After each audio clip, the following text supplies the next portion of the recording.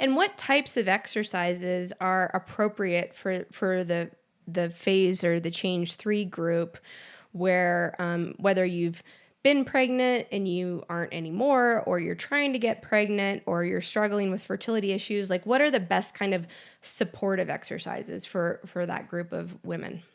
Great question. So traditionally, if you go way back and you learned that, you may be trying to pass on advice that is no longer true. So I just want to be sure that things have changed and the science has changed, and we no longer treat women unless they're high risk as delicate, so you can continue what you've been doing.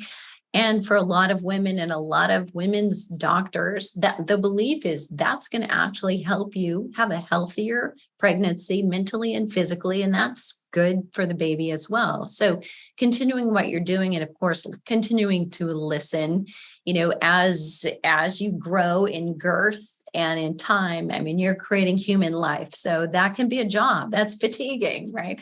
So you may require more recovery, a little bit more sleep, maybe less intensity, but we're a little less concerned at this point about elevating a heart rate beyond a certain point. There used to be a very strict rule, less so. And the more fit you are, it's more what's your talk test and how comfortable are you in working hard. So you would never want to take an Olympic athlete and say, you can't do anything. You need to just walk. Don't, I mean, that would be detrimental to her mental or her physical health. So it's got to be relative to what's been true for you. But the other truth is that we used to say, don't start anything new.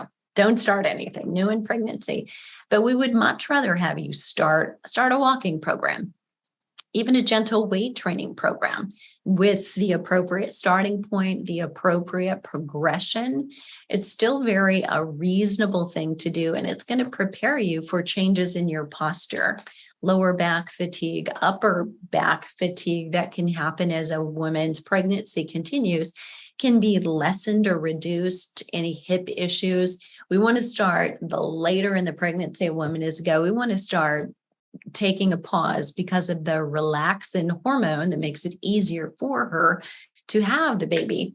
That also makes the joints have a little more laxicity, and we want to be cautious adding too much weight or too much high impact. But for the most part, you can continue what you're used to, and your body will tell you. When you're 8 months pregnant, it's going to take far less to elevate your heart rate than it did 2 months pregnant.